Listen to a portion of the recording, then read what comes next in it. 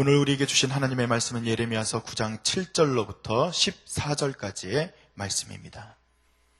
예레미야서 9장 7절로부터 14절까지의 말씀을 저와 여러분이 한 절씩 교독하겠습니다. 제가 먼저 읽습니다.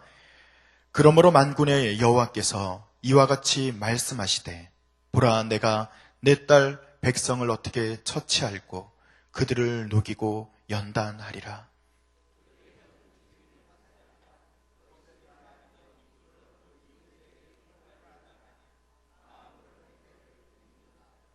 내가 이 일들로 말미암아 그들에게 벌하지 아니하겠으며 내 마음이 이런 나라에 보복하지 않겠느냐. 여호와의 말씀이니라.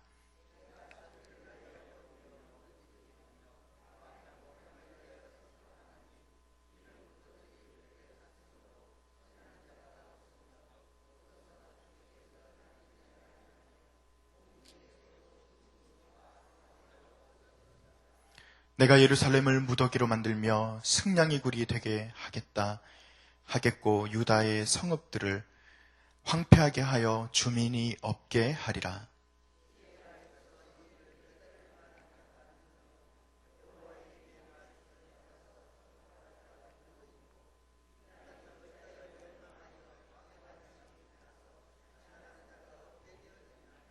여호와께서 말씀하시되, 이는 그들이 내가 그들의 앞에 세운 나의 율법을 버리고 내 목소리를 순종하지 아니하며 그대로 행하지 아니하고 그 마음의 완악함을 따라 그 조상들이 자기에게 가르친 바알들을 따랐음이라. 아멘. 여러분, 지금 하나님께서 이스라엘 민족들을 연단하시고, 사실은 오늘은 연단이라는 단어보다는 그들을 그냥 녹아지게 하겠다라고 말씀하시는 그런 말씀처럼 그들을 벌 주시는 거잖아요. 사실은 벌 주시는 거잖아요. 이제 제가 여러분들에게 여쭤보겠습니다.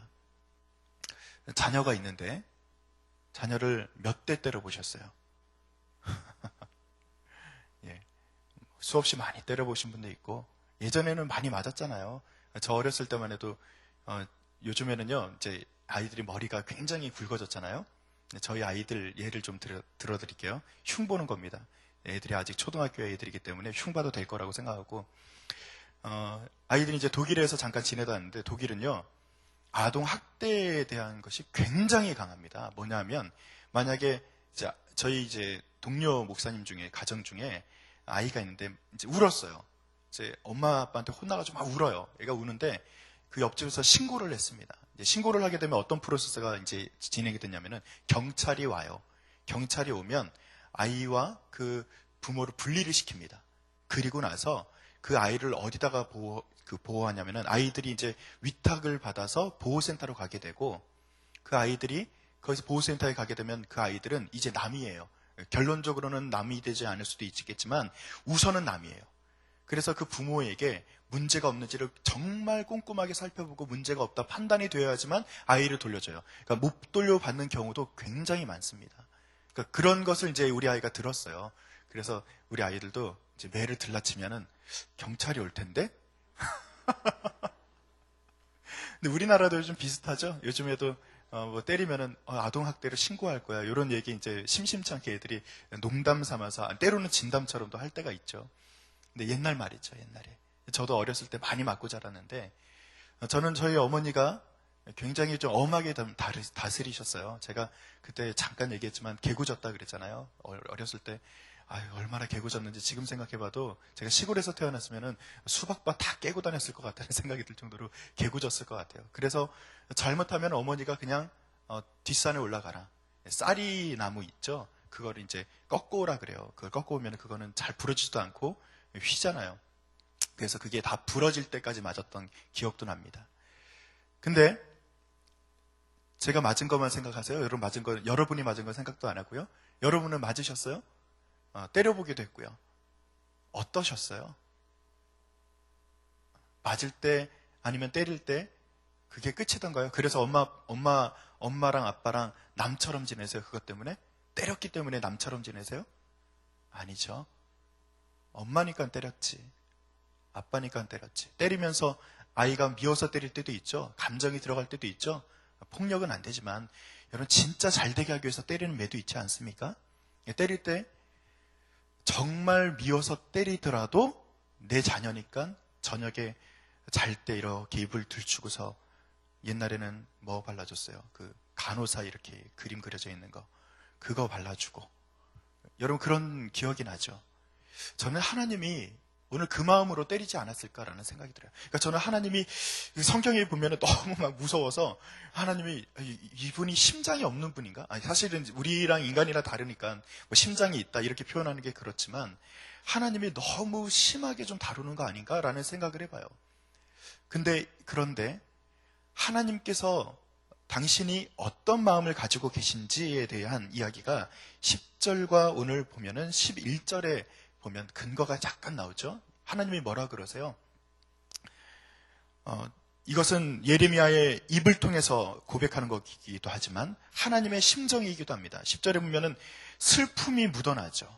하나님께서 이것에 대해서 그냥 오케이 내가 너희를 갖다가 다 불러 아니면 이 전쟁으로 모든 것을 다 쓸어버리고 나서 하나님이 야 나는 괜찮아 나는 괜찮다 나는 너희 그냥 다 그렇게 되는 게 당연하다고 생각해 라고 말하면서 하나님이 그냥 굉장히 견고하게 아주 완악한 어떤 그런 하나님의 마음을 가지고서 우리를 대하는 게 아니란 말이에요. 이스라엘 민족들이 어떤 민족입니까? 하나님의 약속의 자녀예요. 더 나아가면 하나님과 결혼한 상태 아닙니까? 언약의 관계로 맺어진 상태예요. 그런데 이것이 깨트려지는 것이 하나님의 입장에서도 너무나도 슬프고 애통한 마음이라는 것입니다. 하나님의 완전성은 거기 있는 거예요. 하나님이 완전하다. 우리는 전지전능하고 무소부재하시고 어떤 완전성에 대해서 그림을 그릴 때 하나님은 마치 우리 인간의 어떤 감성과 어떤 그런 기질들과 상관없는 굉장히 뭔가 차원은 다르죠. 그러나 그런 마음의 어떤 그런 그 작동하는 기제마저도 다른 것처럼 생각하실 때가 있지만 그렇지 않다는 거예요. 우리가 누구를 닮은 거예요? 하나님을 닮은 거예요. 우리의 좋은 것, 우리의 마음속에 슬픈 것, 때로는 마음에 애통하는 것, 정말 사랑해서 어쩔 수 없이 어쩔 줄 몰라 하면서 그 아이를 끌어안는 것, 때로는 아이를 위해서 내가 희생해야지. 정말 초인적인 능력이 나와서 아이를 살리기 위해서 불구덩이에 뛰어드는 그런 부모의 심정들이 다 누구로부터 나온 거예요? 하나님으로부터 나온 거예요. 그렇다면 그 마음이 하나님으로부터 왔는데 하나님은 안 그러시다 라고 말하는 것은 말도 안 되죠. 인간은 자녀를 위해서 불구덩이라도 뛰어드는데 하나님은 안 그러실 거야.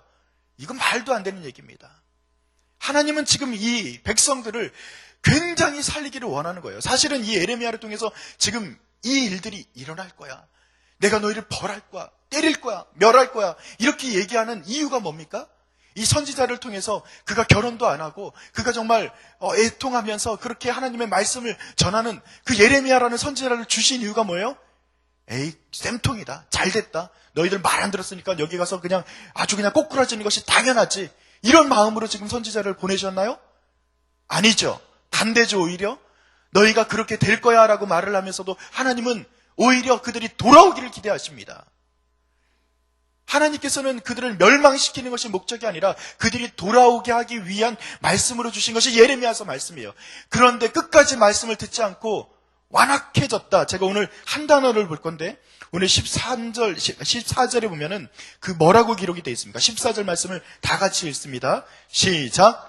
그 마음의 완악함을 따라 그 조상들이 자기에게 가르친 바알들을 따랐습니다 라고 기록이 되어 있어요. 완악해진 그 마음 때문이 아니었던가요?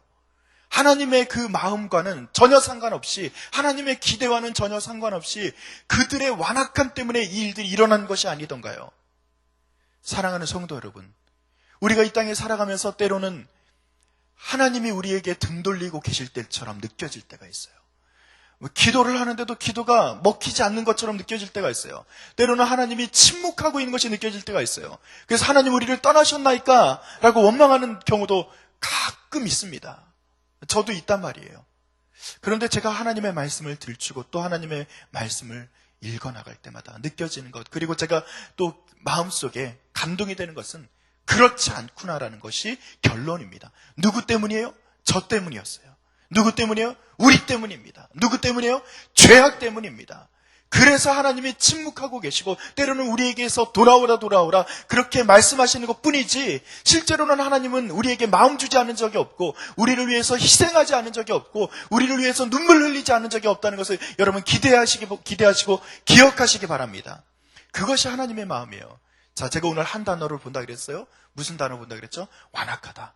이 단어 본다 그랬어요. 이 완악이라는 단어를 제가 주석을 쭉 보다가 이 단어는 신명기서에 한 번이 나오고요. 시편에 한 번이 나오고, 그 다음에 오늘 읽은 예레미야서에 8번이 나오는, 어떻게 보면 예레미야서에 집중되어서 나오는 그런 단어입니다. 이 완악하다라는 단어를 그 전에 우리 개역 성경에서는 뭐라고 되어 있었냐면 강팍하다라고 되어 있어요. 자, 강팍하다라는 말이 또 어디도 나오죠? 바로의 마음이 강팍해졌다. 이것도 나오고요. 하나님이 바로의 마음을 강팍하게 했다. 뭐 이런 단어에서도 같은 단어가 나와요. 그런데 같은 단어긴 하지만 실제로 출애굽기에 나오는 그 바로의 마음의 강팍은요, 하자크라는 단어고, 오늘 쓰여진 단어는 슈리루트라는 단어라고 합니다. 뭐 제가 학자가 아니어서 이건 잘 모르겠지만, 이게 좀 차이가 있구나. 그러면서도 같은 뜻을 가지고 있다 그래요. 그 안에 이런 뜻이 들어있다고 합니다. 자, 슈리루트라고 하는 요 강팍해지다라는 것에 그 단어에 어원이 있다 그래요. 그 어원이, 그러니까 원래 뜻이 여기서부터 시작이 됩니다. 뭐냐면은 꼬여있다. 여기서부터 시작해요. 꼬여있다는 거예요. 자, 하나님께서 우리에게 이렇게 말씀을 주실 때, 자, 직선으로 주세요. 맞죠? 하나님께서 이것을 우리에게 그냥 이렇게 던지셔요. 이것은 왜곡되어지면 안 되는 말씀이에요. 그죠? 그런데 이것을 들을 때 어떻게 듣는다는 거예요? 꼬아서 듣는 거예요. 즉 이겁니다. 내가 너를 정말 사랑해. 이렇게 얘기했는데 옆에서 듣는 사람 입장에서는요, 듣는 사람마다 뭐라고 듣는 거예요? 사랑해라는 말이 비웃는 것처럼 느껴질 때가 있잖아요. 사람들이 다 기제가 달라요. 말하는 기제가 다르고 듣는 기제가 다르기 때문에 어떤 사람은 A라는 말로 했는데 다른 사람은 B로 들을 수도 있고, C라는 얘기로 던졌는데 D로 들을 수도 있는 거예요. 이게 이제 사람마다 다른 거예요. 그런데 하나님으로부터 오는 것은 우리가 받을 때는 A라는 것으로 던지면 B로 들으면 안 돼요. 근데 이것을 어떻게 한다고요? 꼬는 거예요. 그래서 강팍하다가 꼬는 데서부터 시작됐구나. 그래서 확고하다, 완고하다, 상상하다, 욕망하다라는 그런 파생적인 그런 뜻들이 나타나게 되고요. 그런데 제가 쭉 읽다가 그럼 강팍이라는 단어에 대해서 조금 더 보다가 그 출애굽기에 바로의 마음을 강팍하게 하셨다라는 말씀이 제 마음에 그냥 계속해서 걸리는 겁니다. 그러면은 우리가 스스로 강팍해지는 것도 있잖아요. 성경에 보면은 하나님께서 그 마음을, 성경에 보면 출애굽기 8장 15절에 보면 그 마음을 완강하게 강팍하게 하여서 그들을 듣지 아니하였으니라는 그 기록이 있어요. 이건 누가 지금 주어로 있는 거예요? 주체가 있는 거예요? 바로예요? 그러니까 파라오예요?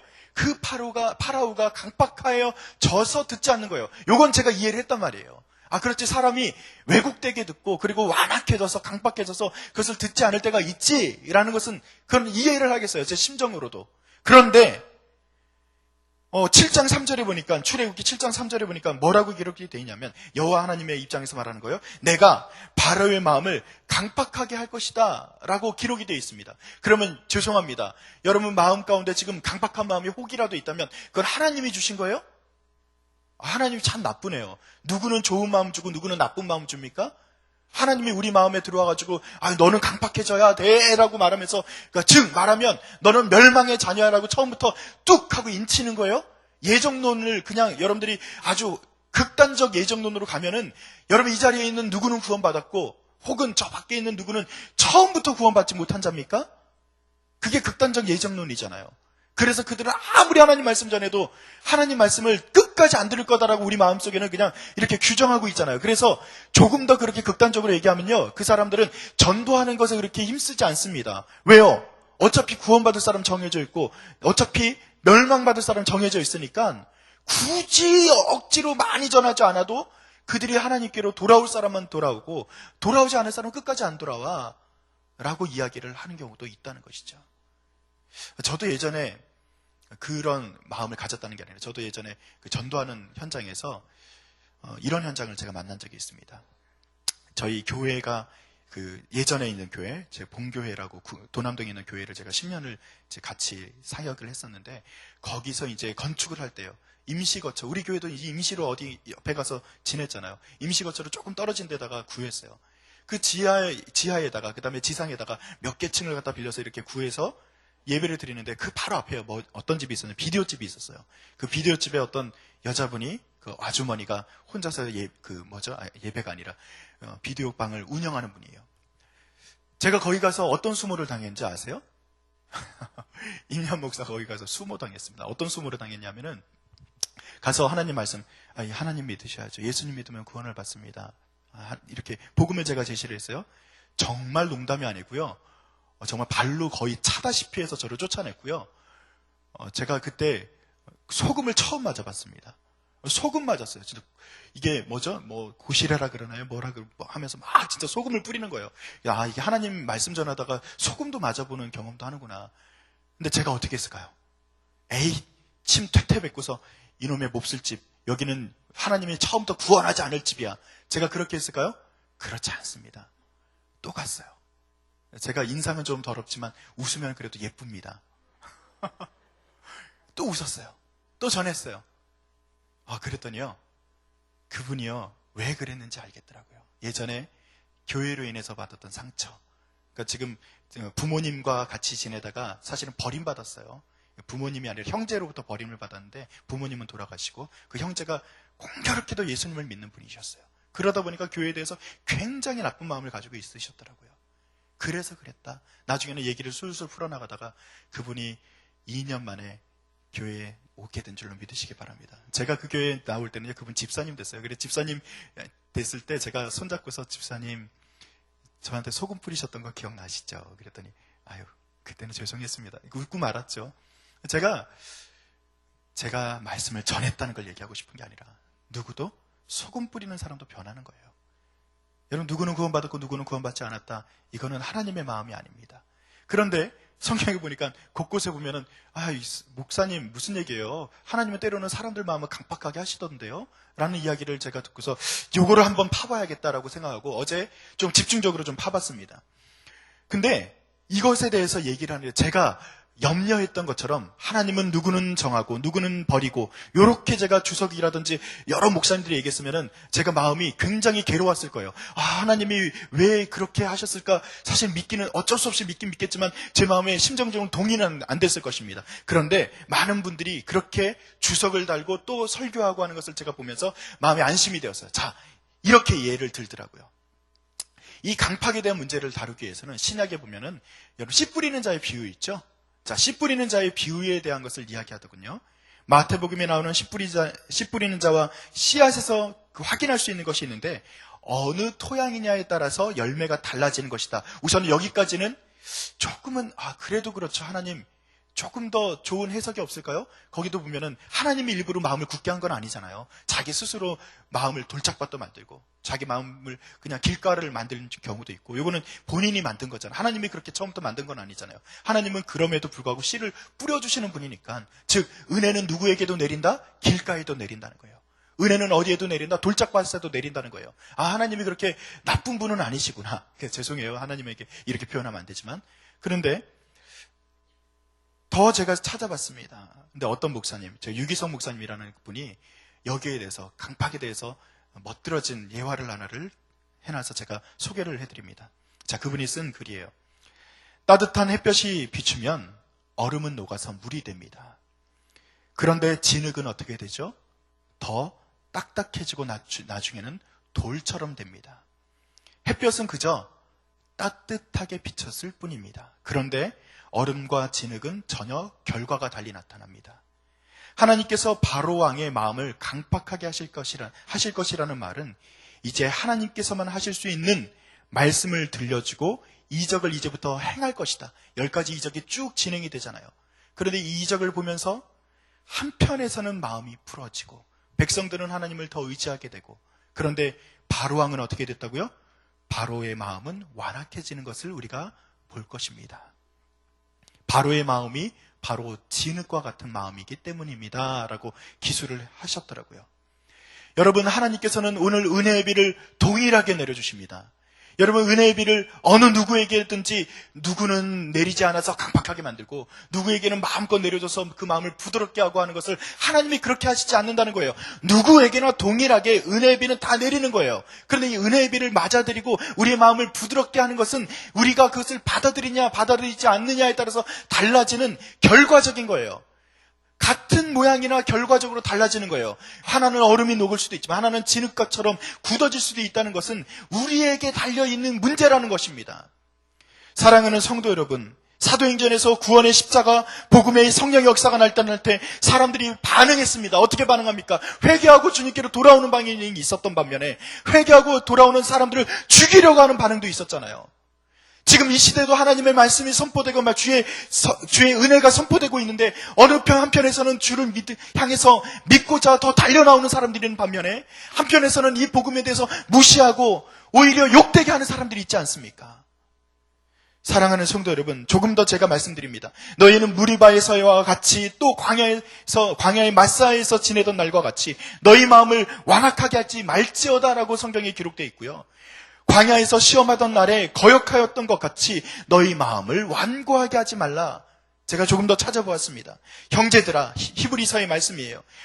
형제들아, 너희는 삼가 혹 너희 중에 누가 믿지 아니하는 악한 마음을 품고 살아계신 하나님께서 떨어질까 조심해라 라고 말하면서 우리의 마음 가운데 완악해질 수도 있다는 것을 이야기하고 있습니다. 그리고 권면합니다. 오직 오늘이라 일컫는 동안에 매일 피차 권면하여 너희 중에 누구든지 죄의 유혹으로 완고하게 되지 않도록 하라라고 또한 성경에 기록이 되어 있습니다.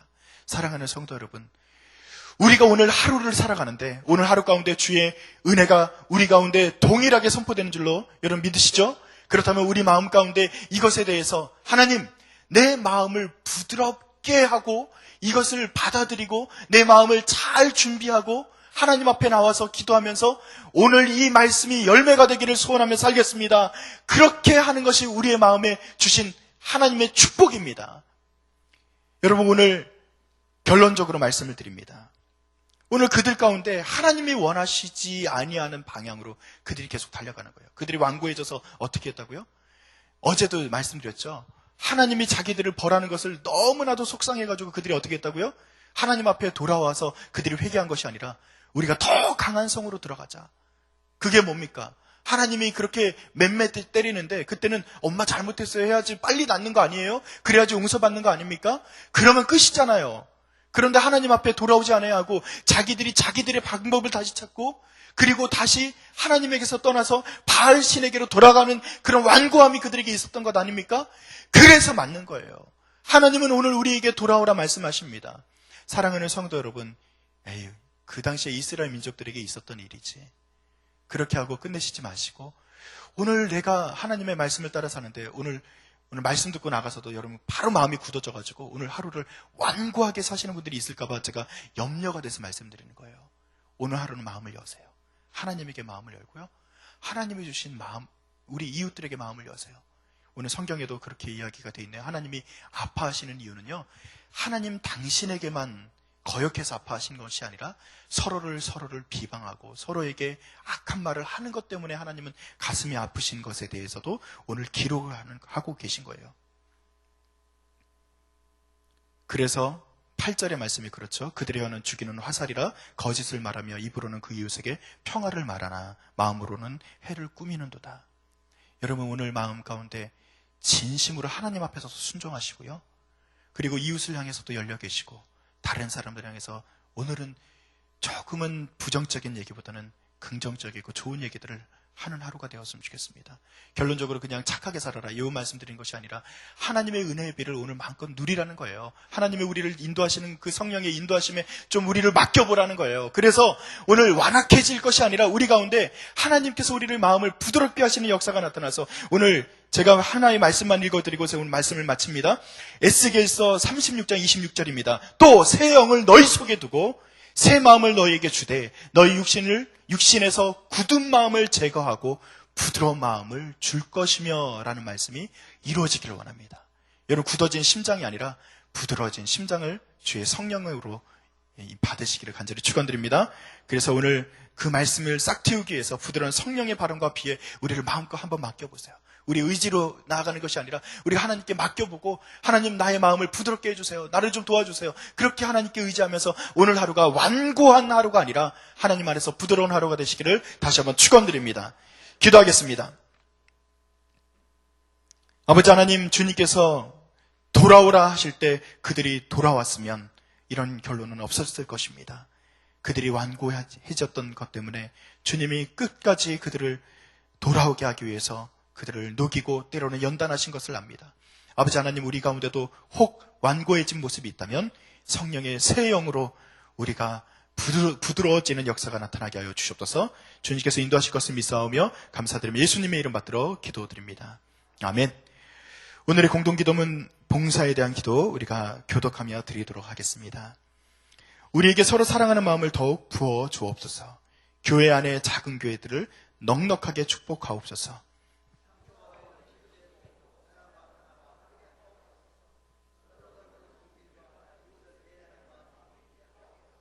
사회의 약자를 끌어안는 신앙적 어머니 공동체, 소외된 계층을 돌아보는 사회적 희망의 공동체, 올바른 가치를 살아내는 정신적 공의의 공동체에게 하옵소서. 우리 교회가 여기 있어 지역사회와 시대가 복되게 하옵소서. 아멘. 함께 주기도문 하시겠습니다. 하늘에 계신 우리 아버지, 아버지의 이름을 거룩하게 하시며 아버지의 나라가 오게 하시며 아버지의 뜻이 하늘에서와 같이 땅에서도 이루어지게 하소서. 오늘 우리에게 일용할 양식을 주시고 우리가 우리에게 잘못한 사람을 용서하여 준 것 같이 우리 죄를 용서하여 주시고 우리를 시험에 빠지지 않게 하시고 악에서 구하소서. 나라와 권능과 영광이 영원히 아버지의 것입니다. 아멘. 이 시간 다음과 같은 기도의 제목으로 기도해 주시기 바랍니다. 지금 들은 말씀이 내 삶으로 이어질 수 있도록 기도하시고요. 그리고 내일 주일 예배를 축복하시고 말씀 삶 공동체 예배에 말씀의 은혜가 풍성하게 하여 주시옵소서. 그리고 유럽 집회와 세미나에 참여 중이신 담임 목사님과 늘 동행하여 주시옵소서. 평안하고 그리고 강건하게 하여 주시옵소서. 기도해 주시기 바랍니다. 그리고 예배 드리는 모든 성도들을 지켜주시고 그들의 가정과 직장과 사업장이 평안하게 하여 주시옵소서. 우리 이 제목과 개인의 기도의 제목을 함께 드리시고 우리가 삶의 자리로 나아가도록 하겠습니다. 함께 기도합니다. 하나님 감사합니다. 주님께서 우리에게 귀한 말씀을 주시옵소서.